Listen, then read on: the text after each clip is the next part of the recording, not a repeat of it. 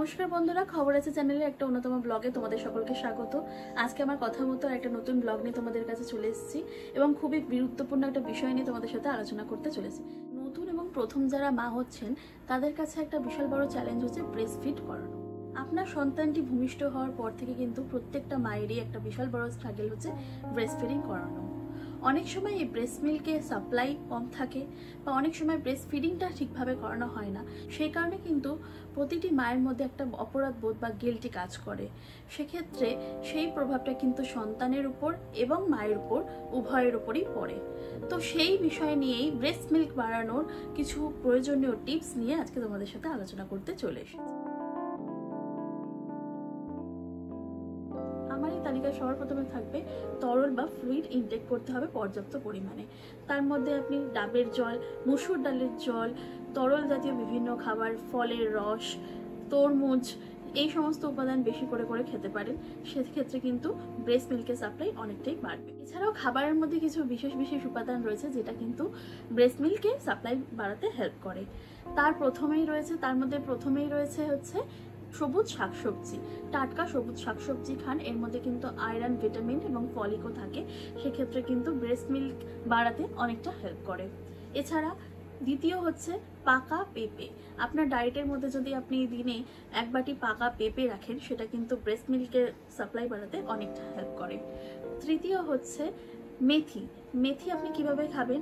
এক হচ্ছে আপনি সারা রাত মেথিটাকে ভিজিয়ে, কিছু মেথি নিয়ে সারা রাত জলের মধ্যে ভিজিয়ে সেই জলটা সকালবেলা খাবেন, সেটাও যথেষ্ট উপকৃত হবেন। এবং তার পাশাপাশি মেথিটাকে যদি চিবিয়ে খান, সেটাও ব্রেস্ট মিল্কের সাপ্লাই বাড়াতে কিন্তু অনেকটা হেল্প করবে। আরেকটা উপায় মেথি খেতে পারেন, সেটা হচ্ছে কিছু মেথি নিয়ে জলে ফুটিয়ে চায়ের মতো করেও কিন্তু পান করতে পারেন। সেটাতেও কিন্তু আপনি ব্রেস্ট মিল্ক বাড়ানোর ক্ষেত্রে অনেকটা উপকৃত হবেন। আরেকটি খাবারের উপাদান হচ্ছে সাবু। দুধ সাবু খেতে পারেন। অনেক মায়েদের ক্ষেত্রে দুধ সহ্য হয় না, সেক্ষেত্রে সাবুর খিচুড়ি খেতে পারেন। সাবুও কিন্তু ব্রেস্ট মিল্কের সাপ্লাই বাড়াতে অনেকটা হেল্প করে থাকে। পরের উপাদান হচ্ছে ডালিয়া। ডালিয়া কিন্তু ব্রেস্ট মিল্ক সাপ্লাই শুধু বাড়াতে হেল্প করে না, এছাড়াও ব্রেস্ট মিল্কের কোয়ালিটি, গুণমান বাড়াতেও কিন্তু অনেকটা হেল্প করে থাকে। সেক্ষেত্রে ডালিয়াও খেতে পারেন। একটা ছোট টিপস দিতে পারি, সেটা হচ্ছে রসুন কিন্তু ব্রেস্ট মিল্ক বাড়াতে অনেকটা হেল্প করে থাকে।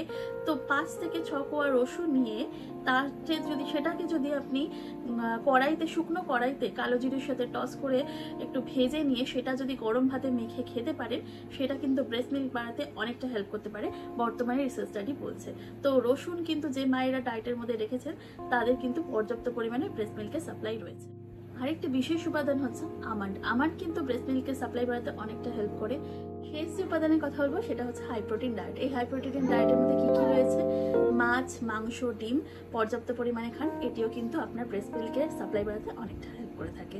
তো আজকে আমি যে বিষয়গুলো নিয়ে আলোচনা করলাম সেটা হচ্ছে কি খাবার খেলে বা কি উপাদানের সাহায্যে ব্রেস্ট মিল্কের সাপ্লাই কিন্তু বাড়তে পারে।